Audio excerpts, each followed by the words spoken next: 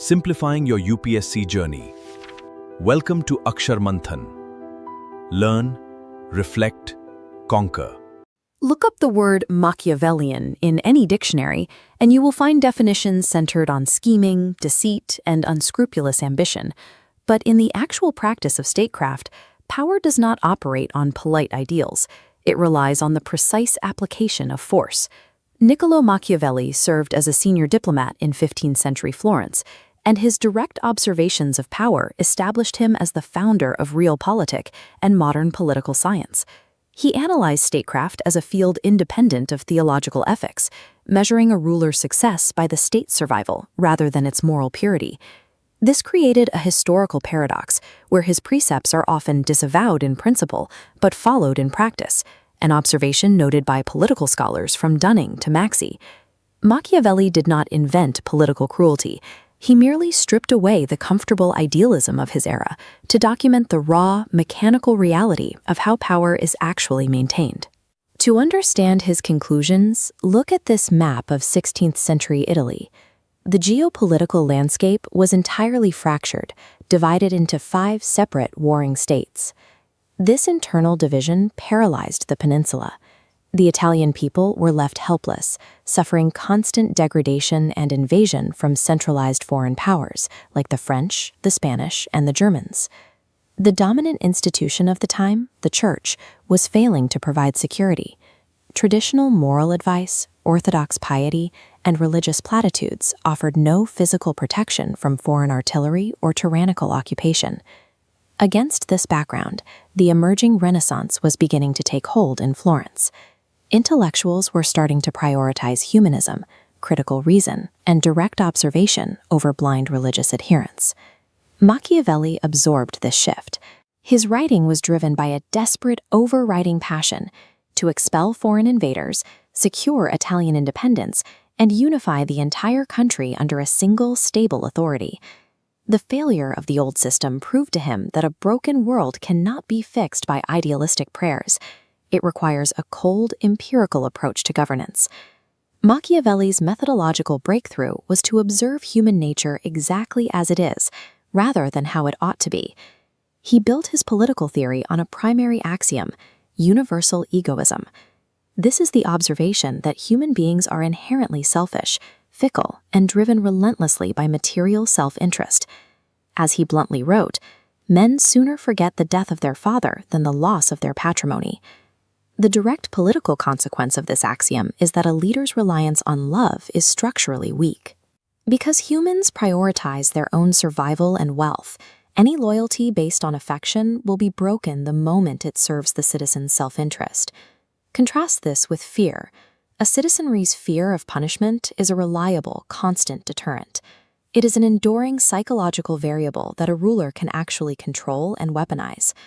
There is, however, a strict boundary condition. A ruler must personify fear, but they must absolutely avoid generating outright hatred. Hatred breeds revenge, which overrides even self-interest. The mechanical rule for avoiding hatred is precise. The ruler must strictly abstain from confiscating the property and the women of their subjects. Because human loyalty is inherently unstable, the architecture of a secure state cannot rely on goodwill.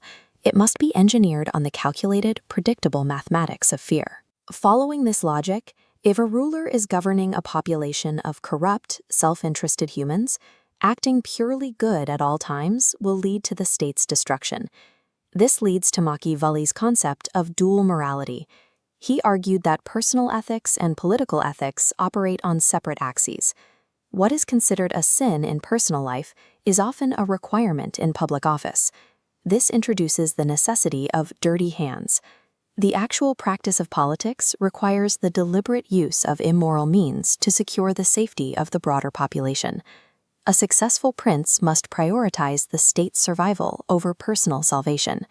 To preserve the nation, the ruler must damn themselves. Machiavelli is not endorsing random cruelty or sadistic violence.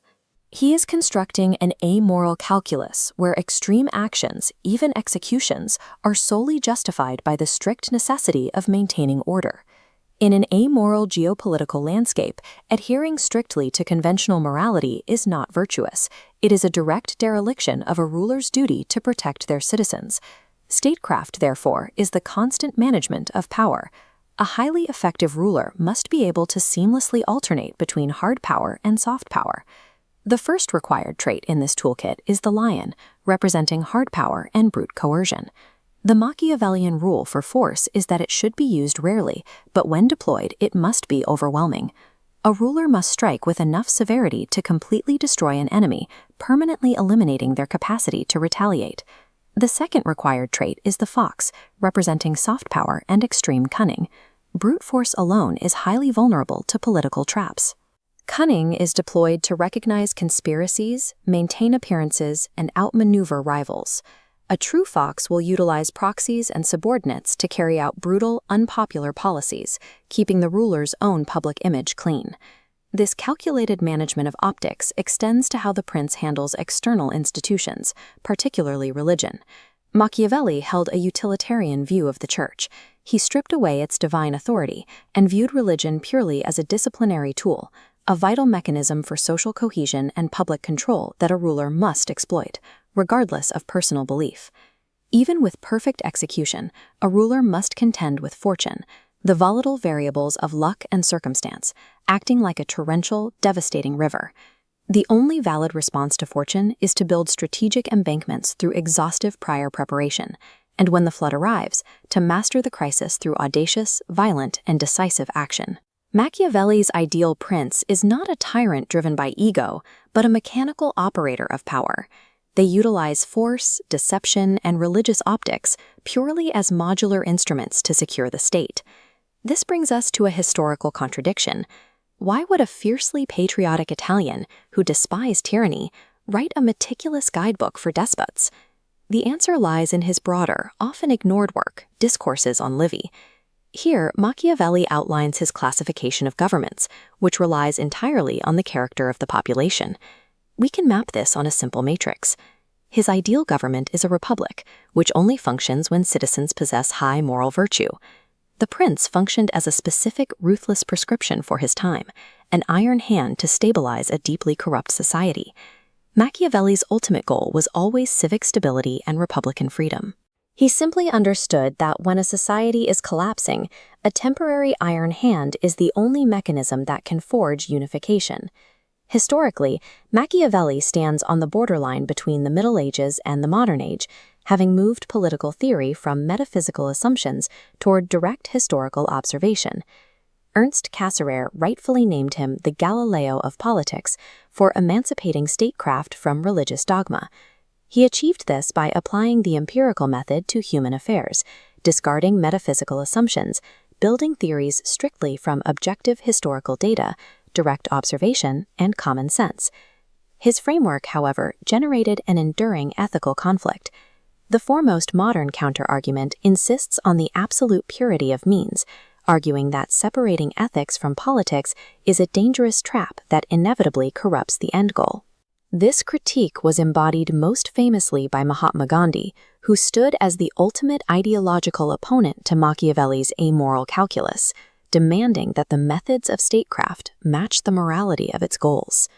Yet, despite this ethical resistance, every modern nation relies heavily on intelligence infrastructure, military defense, and calculated pragmatism to survive on the global stage.